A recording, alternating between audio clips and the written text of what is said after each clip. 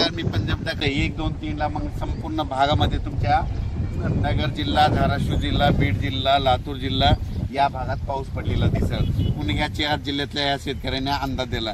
पूर्व विदर्भातल्या शेतकऱ्याला सांगू इच्छितो की पूर्व विदर्भामध्ये नागपूर, वर्धा, भंडारा, गोंदिया, चंद्रपूर, यवतमाळ, अकोला, वाशिम, हिंगोली, बुलढाणा, जळगाव या जिल्ह्यातल्या सर्व शेतकऱ्याला सांगू इच्छितो की 1, 2, 3 जुलैला मात्र तुमच्या इकडे मुसळधार पाऊस पडणार आहे. विदर्भ, पूर्व विदर्भ 6 जिल्हे आणि पश्चिम विदर्भ 5, 11 जिल्ह्यामध्ये मुसळधार पाऊस पडणार आहे. कुठं अतिवृष्टी होणार आहे, कुठं भाग बदलत पाऊस पडणार आहे, कुठं रिमझिम पडणार आहे. मग सांगायचं झालं तर यवतमाळ जिल्ह्यामध्ये खूप जोरात पाऊस पडणार आहे. चंद्रपूरकर देखील खूप पडणार आहे, नागपूरकडे देखील खूप पडणार आहे, अमरावतीकडे जोरात पडणार आहे, अकोल्याकडे जोरात पडणार आहे, वाशिम जिल्हा जोरात राहणार आहे, हिंगोलीकडे राहणार आहे, त्याच्यानंतर अकोला, बुलढाणा जास्त राहणार आहे, जळगाव जामोद घाटाच्या खाली जास्त राहणार आहे, जळगावला जास्त राहणार आहे.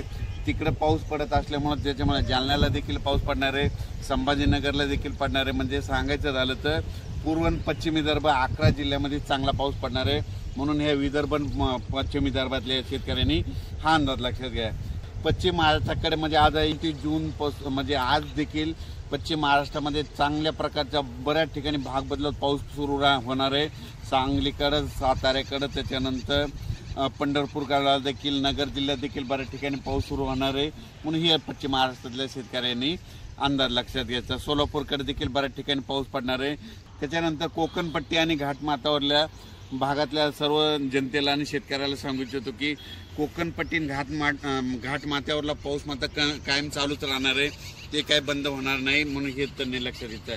त्याच्यानंतर आता उत्तर महाराष्ट्राकडे वळू. उत्तर महाराष्ट्राकडे सांगायचं झालं तर नाशिक जिल्ह्याकडे जोरदार पाऊस सुरू राहणार आहे, त्यांचा पाऊस काही बंद होणार नाही. म्हणून हा अंदाज त्यांनी लक्षात घ्यायचा. धुळे, नंदुरबार, जळगाव या 40गाव, पारोळा या ठिकाणी देखील ह्यामध्ये 3 जुलैपर्यंत जोराचा पाऊस राहणार आहे. म्हणून हे अंदाज लक्षात घ्यायचा. गुजरात, मध्य प्रदेश आणि राजस्थानकडे पाऊस पडत असल्यामुळं त्याचा असर आपल्या महाराष्ट्रावर उभी होणार आहे. म्हणून हे त्यांनी लक्षात घ्यायचं. पण राज्यात याच्यानंतर तुम्हाला सांगू इच्छितो की 5 जुलै, 6 जुलै आणि 7 जुलै दरम्यान परत राज्यामध्ये पाऊस भाग बदलत येणार आहे. म्हणून हे लक्षात घ्यायचं. त्याच्यानंतर 10 जुलै ते 15 मध्ये देखील राज्यात पाऊस असणार आहे.